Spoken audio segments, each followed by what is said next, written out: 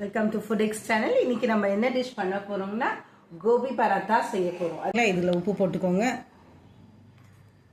கொஞ்சம் எண்ணெய் ஊற்றிக்கோங்க,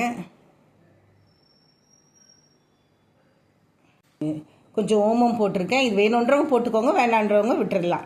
நான் எப்பயும் பிள்ளைங்களுக்காக டைஜஷனுக்காக ஓமம் இல்லை ஜீரகம் போடுவேன்.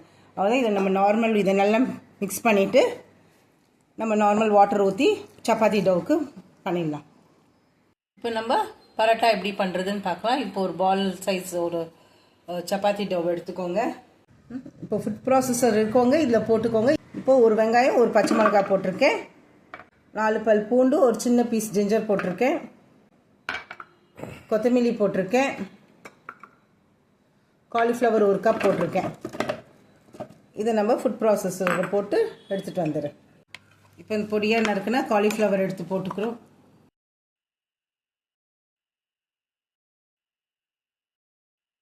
அது கூட chat masala powder 1/2 teaspoon, garam masala powder 1/2 teaspoon, 1/4 teaspoon மஞ்சள் பொடி போட்டிருக்கோம்.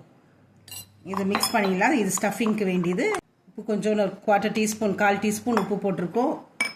இது நல்லா மிக்ஸ் பண்ணி வச்சுடுங்க. காலிஃப்ளவர் போட்டிருக்கோம் இல்லைங்களா, அந்த திருகி வச்சுருக்கிறத கடாயில் போட்டு ஒரு 5 மினிட்ஸ் வதக்கிடுங்க. அந்த ஈரம் பதம் போகணும், இல்லாட்டி சப்பாத்தி அப்படியே பிஞ்சு பிஞ்சு வந்துடும். அதனால் ஒரு 5 மினிட்ஸ் தண்ணி போகிற அளவுக்கு வதக்குங்க. இது ஒரு 5 நிமிஷம் வதக்குங்க. இந்த ஈரப்பதம் போகிற அளவுக்கு வதக்குங்க. வதக்கிட்டு ஆஃப் பண்ணிவிட்டு ஆற விட்டுருங்க.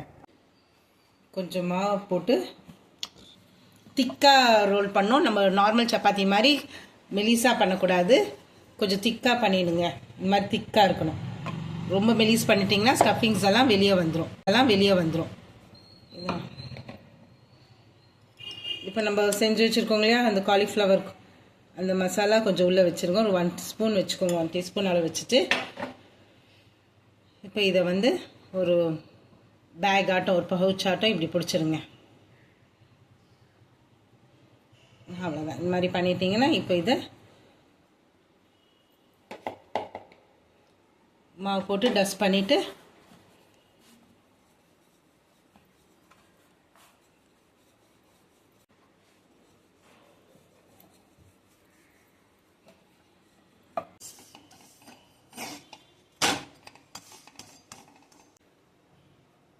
வேணுன்றவங்க குட்டி பிள்ளைங்களுக்கு கொடுக்குறவங்களா இருந்தால் பட்டர் ஊற்றிக்கோங்க, பட்டர் போட்டுக்கோங்க.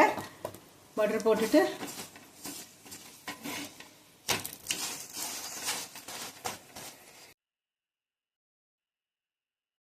இப்போ நம்ம கோபி பராத்தா ரெடியாக எடுத்து